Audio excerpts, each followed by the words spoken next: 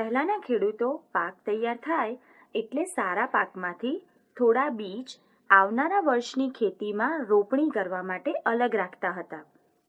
આ માટે તેઓ સુકાયેલી દૂધીને માટીનો લેપ લગાવી તેની અંદર સારા બીજને રાખતા હતા. તો કેટલાક ખેડૂતો નાના ખાનાવાળી લાકડાની મજબૂત પેટીનો બીજ સાચવવા ઉપયોગ કરતા હતા. પેટીના જુદા જુદા ખાનામાં જુદા જુદા બીજ રાખતા હતા. આ બીજને જીવજંતુથી સાચવવા માટે તેની સાથે લીમડાના સૂકા પાન રાખવામાં આવતા. આમ આ રીતે અનાજ, શાકભાજી, કઠોળ વગેરેના બીજ સાચવવામાં આવતા અને તેનો પછીના વર્ષે પાક ઉગાડવા માટે ઉપયોગ કરવામાં આવતો હતો. આઝાદીના સમયની આસપાસ સંયુક્ત કુટુંબો વધુ હતા, જેમાં પિતરાઈ ભાઈઓ પણ સાથે રહેતા હતા. બધા સાથે મળીને ખેતી કરતા અને બધા કામમાં એકબીજાને મદદ કરતા.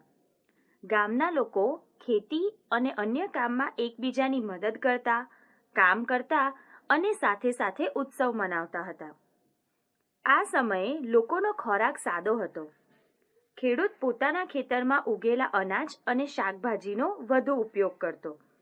આ ઉપરાંત ખેતી સાથે પશુપાલન પણ કરતા હોવાથી તેઓ ખોરાકમાં દૂધ, દહીં, માખણ, ઘી અને છાશનો ઉપયોગ પણ વધુ પ્રમાણમાં કરતા હતા. લોકો જુદા જુદા વિસ્તારો મુજબ સ્થાનિક વાનગીઓ બનાવતા. જેમ કે સુરતની આસપાસના દક્ષિણ ગુજરાતના લોકો ઉંબાડિયું એટલે કે દેશી ઊંધિયું બનાવતા, જેમાં શિયાળાના તાજા શાકભાજીમાં મસાલા ભરી તેને એક માટલામાં ભરવામાં આવે છે. માટલાને ચુસ્ત રીતે બંધ કરીને પછી કોલસાના અંગારામાં ઊંધું મૂકીને શાકને પકવવામાં આવે છે. આ ખાસ પદ્ધતિથી માટલામાં તૈયાર થયેલા શાકને દેશી ઊંધિયું કે ઉંબાડિયું કહે છે.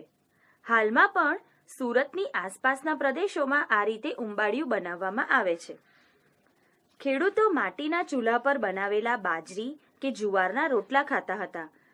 જે વિસ્તારમાં બાજરી વધુ ઉગતી તે વિસ્તારના લોકો ખોરાકમાં બાજરીનો અને જે વિસ્તારમાં જુવાર વધારે ઉગતી તે વિસ્તારના લોકો ખોરાકમાં જુવારનો વધુ ઉપયોગ કરતા. ખેડૂતો ઋતુ પ્રમાણે જુદા જુદા પ્રકારના અનાજ અને શાકભાજી ઉગાડતા. તેમાંથી પોતાની જરૂરિયાત પ્રમાણેનું અનાજ અને શાકભાજી ઘરમાં રાખી બાકીના શહેરમાં વેચી દેતા હતા. અનાજ અને શાકભાજી સિવાય કપાસ પણ ઉગાડવામાં આવતો હતો. કપાસમાંના રૂને રેંટિયા પર કાતવામાં આવતું. તેમાંથી તૈયાર થયેલ સૂતરમાંથી કાપડ બનાવવામાં આવતું.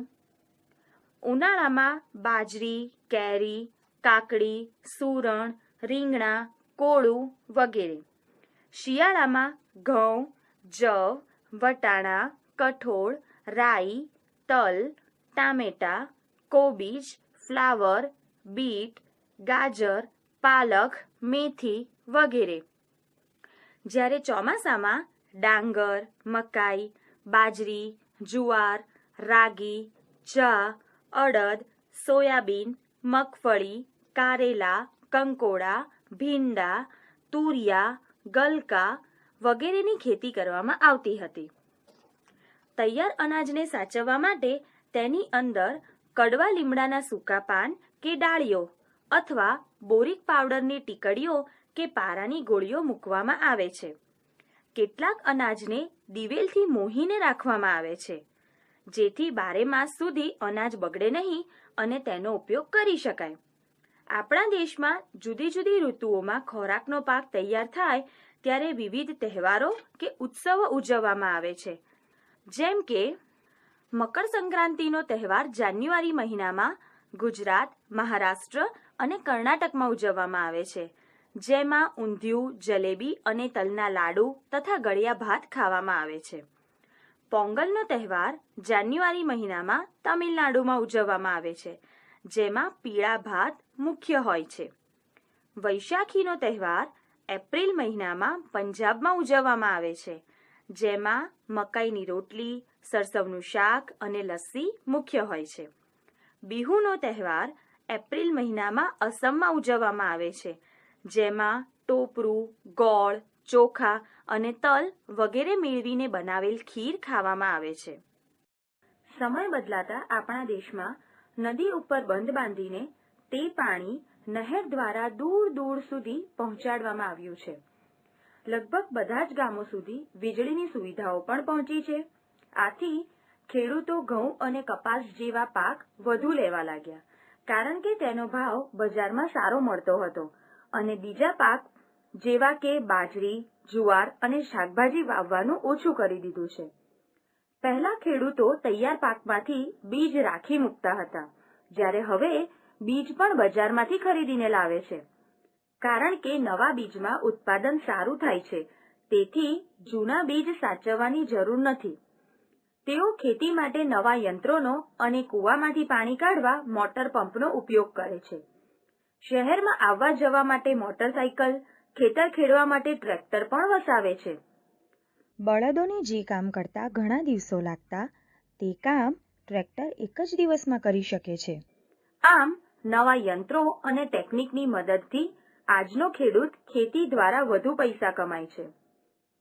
હવે ખેડૂતો બજારમાં જે પાકના ભાવ વધારે આવે તેવા જ પાકની ખેતી કરે છે, કારણ કે ખેતીમાં થતા નફાથી તેમનું જીવન ધોરણ સુધરે છે અને ધીમે ધીમે તેની પ્રગતિ થાય છે.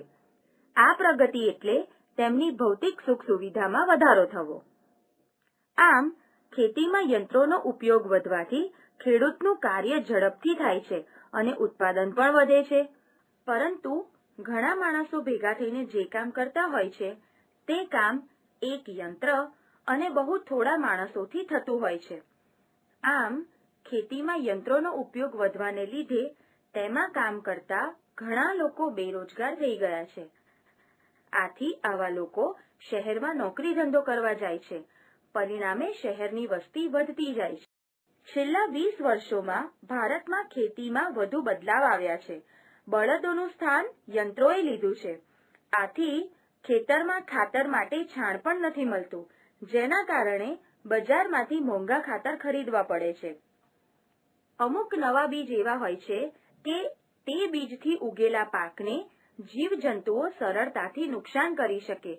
આથી આવા પાકને જીવજંતુઓથી બચાવવા માટે દવાઓનો છંટકાવ પણ કરવો પડે છે, જેની ગંધ ખૂબ ખરાબ હોય છે અને આ દવાઓ પાછળ પણ ખર્ચ કરવો પડે છે. ખેડૂતોના મોટાભાગના પૈસા જંતુનાશક દવા, ખાતર અને બિયારણ પાછળ ખર્ચ થવા લાગ્યા છે. ગરમી વધવાને કારણે તેમજ વધુને વધુ સિંચાઈના કારણે નહેરના પાણી ઓછા થવા લાગ્યા છે. તેથી ઘણા ખેડૂતોને જમીનમાં ઊંડે સુધી બોરવેલ કરી મોટર પંપથી પાણી ખેંચવું પડે છે, જેથી વીજળીનો ખર્ચ પણ વધે છે. આ બધા જ ખર્ચને પહોંચી વળવા ખેડૂત બેંકમાંથી લોન લે છે. મોટાભાગના ખેડૂતો કપાસની ખેતી તરફ વળ્યા.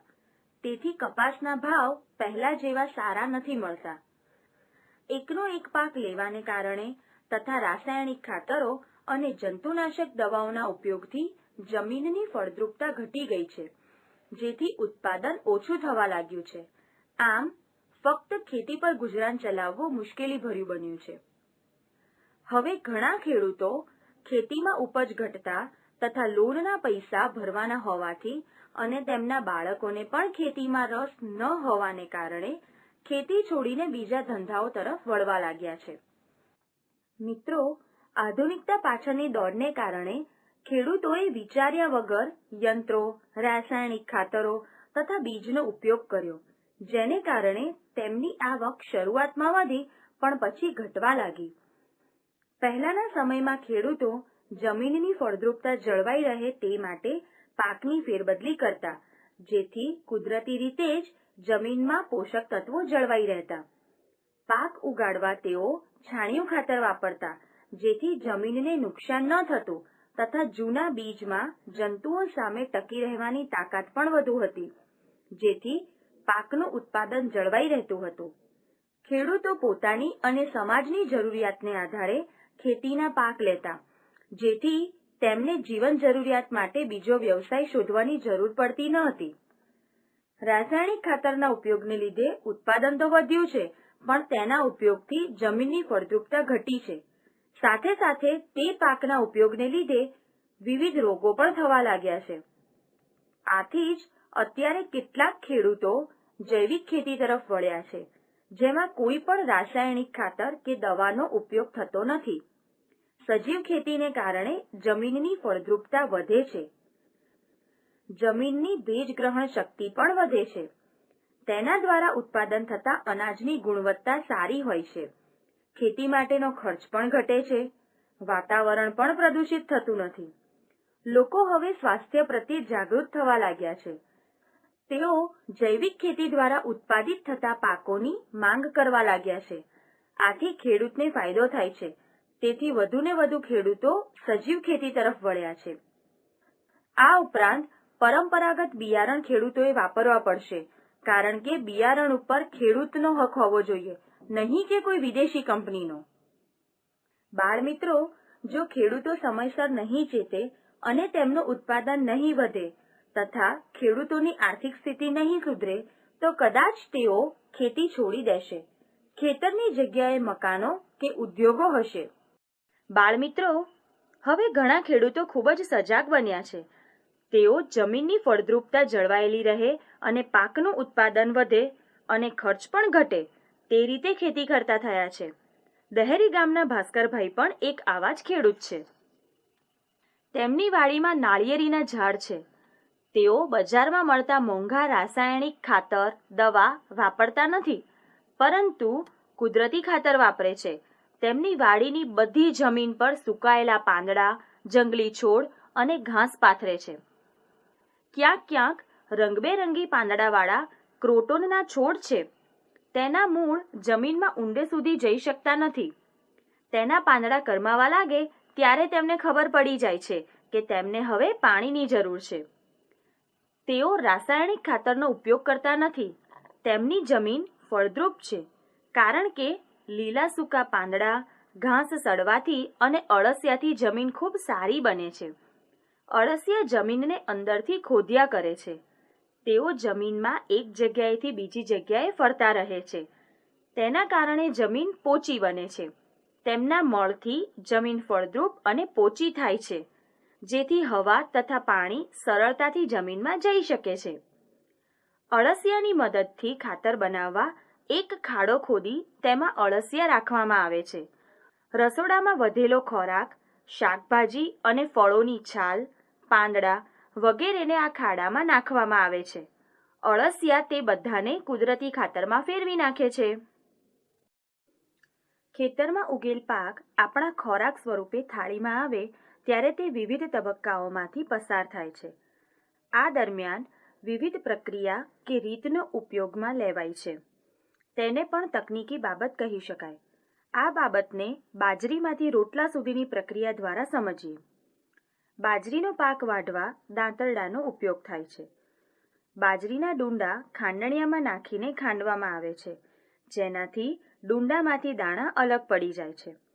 આજે આ કામ થ્રેસરથી કરવામાં આવે છે, જેને આપણે ટેકનોલોજી કહીએ છીએ. પરંતુ ખાંડણિયામાં નાખીને દાણા અલગ કરવા એ પણ એક ટેકનોલોજી જ છે. નીકળેલા દાણાને ઘંટીમાં નાખીને દળવામાં આવે છે. પહેલાં હાથથી પથ્થરની કે લાકડાની ઘંટીમાં દળવામાં આવતું, જ્યારે અત્યારે વીજળીથી ચાલતી ઘંટીમાં બાજરી દળવામાં આવે છે. આ લોટને થાળીમાં લઈને તેમાં ધીમે ધીમે પાણી રેડતા અને ઘૂંટતા જઈ કણક તૈયાર કરવામાં આવે છે. કણકમાંથી નાના નાના લુવા પાડીને તેને હાથથી થેપીને કે આદણી પર વણીને રોટલા કે રોટલી બનાવવામાં આવે છે. તેને ચૂલા કે ગેસના તવા પર મૂકી શેકવામાં આવે છે અને શેકાયા પછી તેના પર ઘી લગાડીને થાળીમાં પીરસવામાં આવે છે. આમ બીજ ખેતરમાંથી ઘણી બધી પ્રક્રિયામાંથી પસાર થઈ આપણી થાળી સુધી પહોંચે છે.